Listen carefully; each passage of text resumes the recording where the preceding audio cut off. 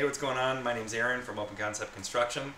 Myself and young Eric will be working on a mortised fence that's like 30 years old. Here's the story. So a delivery driver went to Clayton's house. Clayton is the owner of the fence. Went to the house, dropped some stuff off, backed into the fence and broke the crap out of it. So we're going to fix it because another guy tried to fix it and he did a very, very bad job. So we're going to do a good job. So Clayton built this thing 30 years ago. The posts are supposed to be 4 by 6. I'll show you on this one here. Actually 6 inches by 4 inches. Where you don't get that, you can't buy that unless you buy a gross of them. Somebody came in and put a 4 by 6 from Menards in. They put it in too deep, but it's 3.5 by 5.5. This is not okay. So what we're going to do is we're going to rip this one out. We got the 4 by 6 that we milled in the shop, but at a degree of difficulty, we got a water line on the back side of this one. Don't hit the water line when you're digging. All right, so we're going to dig into this.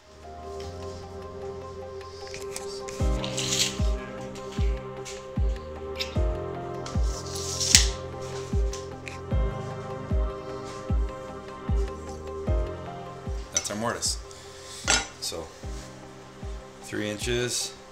I measure on the inside of it and then I cut to the outside, make all of the lines go away.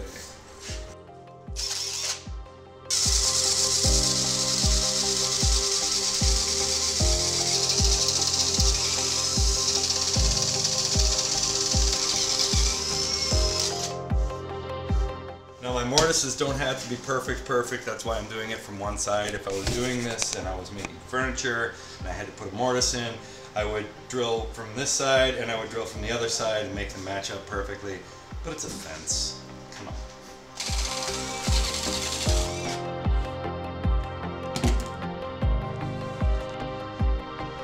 One of them is a little bit off, but it's totally doable.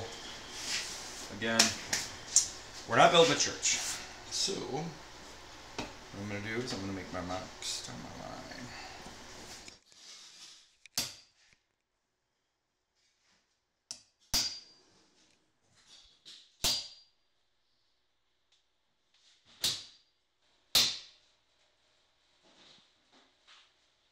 Vibro saw. Vibro saw. Yeah, look.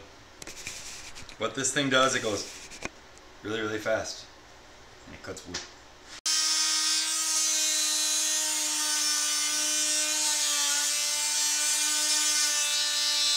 Now some guys have a mortising machine that cuts out a big square while you're doing this.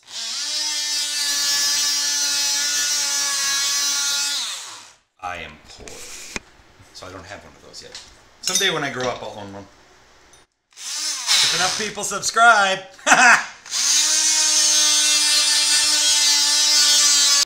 So what I'm doing is the teeth, this wood is really wet, being that it's green treat. So if you're working with dry wood, you don't really have the issue. But like wet wood is like, it's gooey almost. The chemicals that they use in this keep it moist. It just makes it so the teeth gum up with crap. That's why it starts smoking, because it's not cutting, it's like just creating friction between two pieces of wood. That's how you start fires.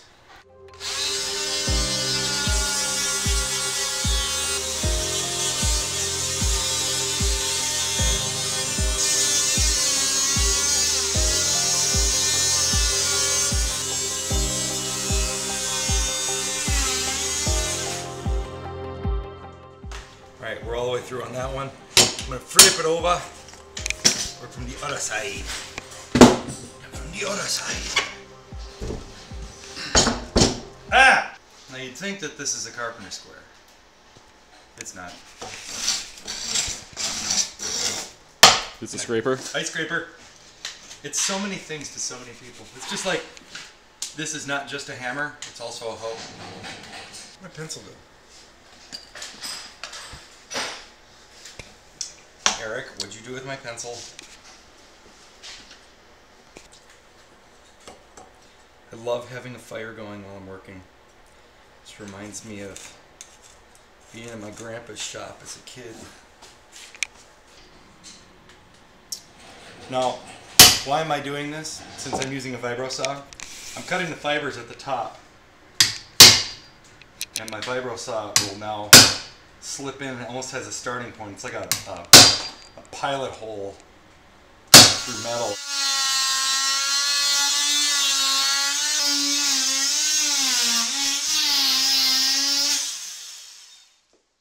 You can do this from home, and it doesn't take massive amounts of tools. So this tool it's a rigid multi-tool, Job Max multi-tool. This one is $100. It's $99 at Home Depot. The blade I'm using is a Bosch precision hardwood, and that's $10. So that's expensive, but I just did all of it.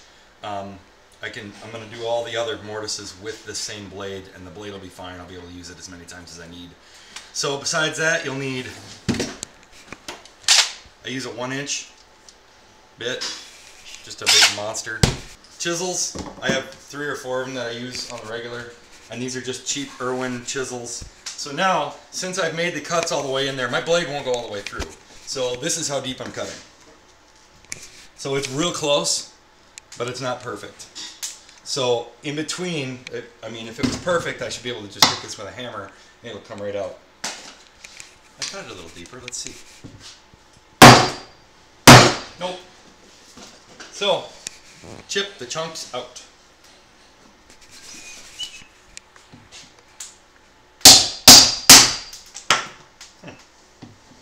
Do I need to get my safety glasses? Yeah, always wear your safety glasses. So I've cut through on the other side.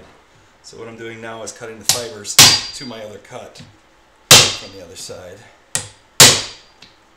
And if I've done my job properly, which I'm not saying that I have, I should be able to flip this over and smack it with a big hammer. And the piece should come. There. Hunk of wood. Mortised and stuff. Now the insides aren't pretty. That's why God created chisels. So I'm going to knock out all the corners, because obviously I did rounds and everything. Figures that my phone would ring when I'm... Okay. I will talk to you in a minute. Start learning how a chisel works. If you want to do woodworking, this should be your best friend. Whether you're working on a deck or framing a house or anything. Chisels make everything better.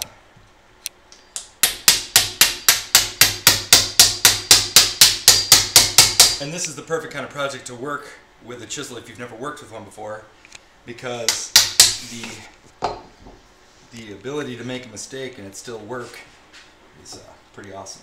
So on the inside of this, I'm going to show it to you here. It ain't that pretty, but it's finished. So it's flat, the corners are good, it's 3 inches by 4. Ugh. So the stakes themselves are 3 inches, or 4 inches tall, like this. You see, 4 inch, everybody see? And it's a hair over 3 inches, which is fine because we want a little bit of play, but not much. The wood itself, actually 6 inches by actually 4 inches. So that's how you mortise. That's how we're going to mortise these. I've got one more mortise to do. We'll probably do it in the field, but I wanted you to be able to see one of them. How icky now.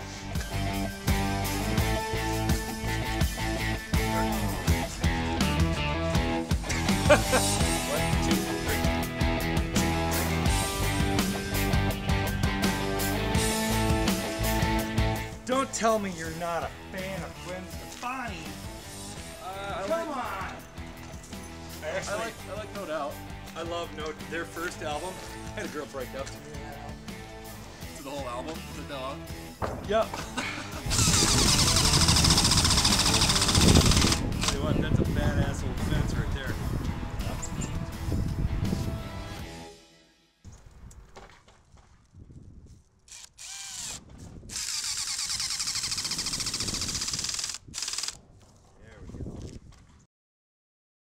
Dear delivery drivers, don't back into fence posts.